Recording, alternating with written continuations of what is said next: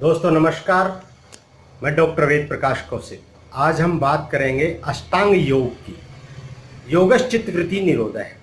योग चित्त की वृत्तियों का निरोध करता है, इनको रोकता है। चित्त मतलब मन। मन की जो वृत्तियां हैं, मन के जो कार्य हैं, उनको स्थिर करना, एकाग्र करना ही योग है।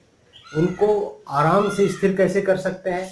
इसके लिए 8 अंगों की, चित्त की वृत्तियों का निरोध करने के लिए, उनको रोकने के लिए 8 अंग जो है आसनों के, आसन जो अष्टांग योग है, उनका हम प्रयोग कर सकते हैं।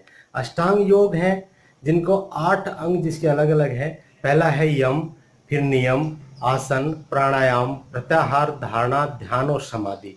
जब हम समाधि की ओर जाते हैं तो उस वक्त स्थिति ये होगी कि हमारा चित्त शुद्ध चित्त हो जाएगा। सत्य चित्त के होने के बाद आनंद की अनुभूति होगी। दोस्तों, योग करने से हमें आनंद की अनुभूति होती है, और अष्टांग योग उन आनंद की अनुभूति कराने के लिए, सुख समृद्धि की ओर ले जाने के लिए हमारा और सबका, हमारा और तुम्हारा यानी सब जो करने वाले लोग हैं उनका सबका ही भला करता है। यम क्या है? यम पहले जो पहला अंग है अष्टांग योग का, वो यम है। यम 5 होते हैं जो भ्रातृत्व भावना पैदा करते हैं, एक दूसरे में भाईचारा पैदा करने के काम आते हैं। जिसमें पहला है अहिंसा, यानी हम हिंसा नहीं करेंगे, किसी झगड़ा प्रसाद नहीं करेंगे तो हमारा भाईचारा बढ़ता जाएगा, एक दूसरे में एकात्मता आ जाएगी, हम एक प्रेम भाव उसमें बढ़ता जाएगा।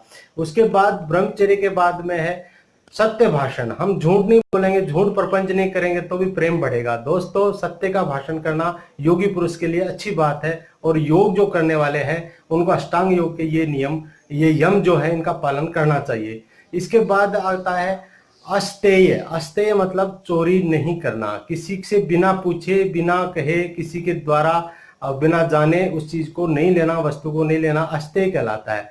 दोस्तों, इसके बाद आता है, इतना सरल तरीके से बताया है, आगे बताया गया है कि अस्तेय के बाद में ब्रह्मचर्य का पालन करना, यानी ब्रह्मचर्य, अपने इंद्रियों का संयम करना ही ब्रह्मचर्य कहलाता है।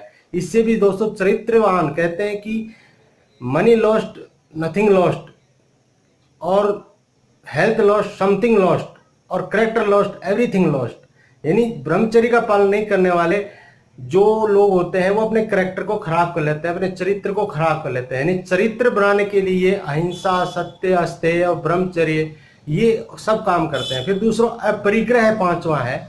ये भी एक तरह का अपने चरित्र को बनाने के लिए में उत्तम प्रयोग करने का एक तरीका है। अपरिग्रह मतलब जो लोग स्टॉक नहीं करते हैं, किसी चीज का बहुत ज्यादा स्टॉक कर लेते हैं और अनाप शनाप वस्तुओं का संग्रह कर लेते हैं और उसके बाद में उसको महंगा होकर के बेचते हैं, ये भी एक व्यापार का एक तरीका है। ऐसे हमारे जीवन में भी हम भौतिक साधनों का बहुत प्रयोग करते हैं जिससे हम एकाग्र नहीं हो पाते हैं, उनके अंदर हमारा मन भटकता रहता है। इसलिए अपरिग्रह है। अपरिग्रह मतलब आवश्यकता से अधिक वस्तु को संग्रह नहीं करना, अपरिग्रह कहलाता है।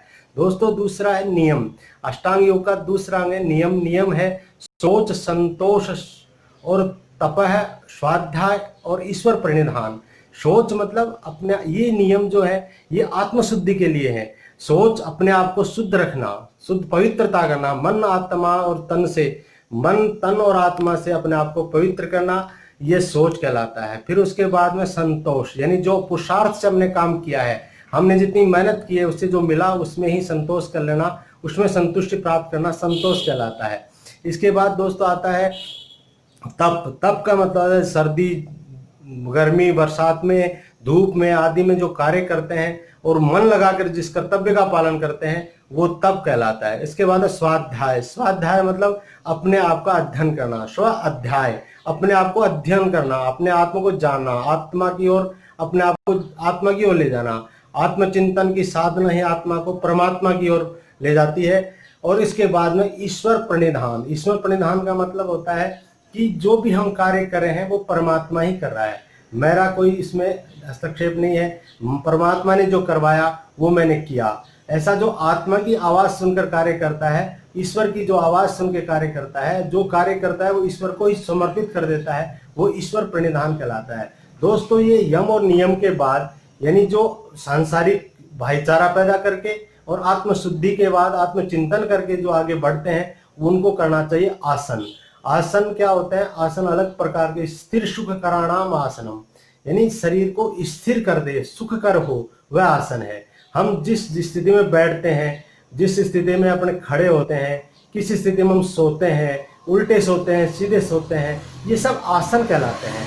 इनको अलग अलग रूप दिया है। जितने पशु पक्षी जानवर वगैरह होते हैं, जीव जिनावर होते हैं, जानवर होते हैं, उन सब की जो स्थिति है वो आसनों को उसमें समावेश किया गया है। यानी सांप के समान सर्पासन, मयूर के समान मयूरासन, कुक्कुटासन और शवासन, मरे हुए व्यक्ति का भी आसन होता है, इसलिए उसमें शवासन का जिक्र किया गया है। दोस्तों ये स्थिर करता है, यानी आज ये शरीर को स्थिर करता है, इसमें शरीर की ऊर्जा लगती है और शरीर को ये स्थिर करता है। इसके बाद में प्राणायाम।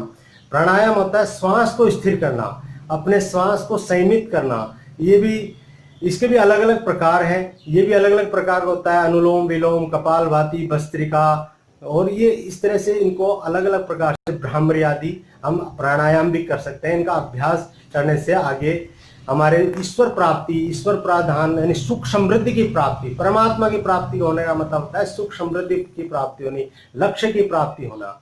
इसके बाद है प्रत्याहार। अपने इंद्रियों के विषयों को, इंद्रियों के विषय क्या है, 5 जो इंद्रियां हैं उनके सब इंद्रियों के विषय है। इसमें शब्द, स्पर्श, रूप, रस, गंध, इनको संयमित करना, अपने आप में इसको स्थापित करना, और इनके जो इंद्रियों के जो विषय है उनमें आसक्त नहीं होना, अनासक्ति ही प्रत्याहार है।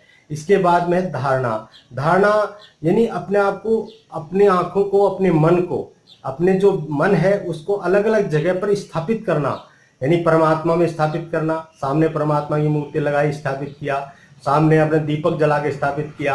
आंतरिक अगर रूप से करें तो कभी नासाग्र पे, कभी हृदय पे, कभी नाभि पे अपने आप को, अपने मन को स्थिर करना धारणा है।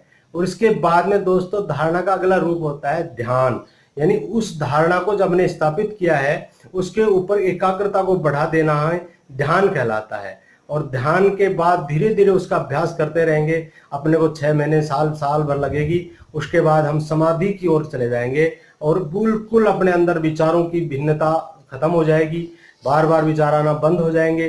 ध्यान में कई बार तरह तरह के विचार आते हैं, उड़ने का विचार आता है, मन चंचल होता है, उसको एकाग्र करने के लिए ध्यान किया जाता है। और ध्यान जब एकाग्र हो जाता है, एक जगह स्थिर होता है, तो वो समाधि कहलाती है।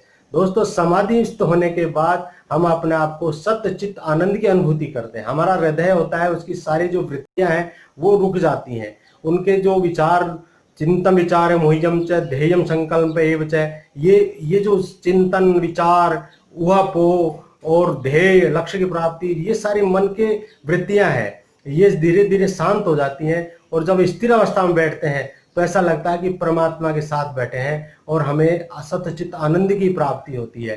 सत्यचित आनंद की प्राप्ति ही लक्ष्य की प्राप्ति है। दोस्तों परमात्मा का नाम सच्चित आनंद भगवान भी है, और ये जो योग अष्टांग योग है, इससे हम सच्चित आनंद की प्राप्ति कर सकते हैं। इस प्रकार हम यम से लेकर और समाधि तक 8 अंग का अपने जीवन में प्रयोग करें, उतारें, तो हम उच्च कोटि के इंसान बन सकते हैं, हमारा जीवन और सुखमय बन सकता है। दोस्तों देखते हैं मेरा YouTube चैनल, और इन जो 8 अंग है इनका अलग अलग से भी विभाजन करके पूरा इस वीडियो के माध्यम से, मैं आप चैनल के माध्यम से बताता रहूँगा। देखते रहें मेरा YouTube चैनल। थैंक यू दोस्तों।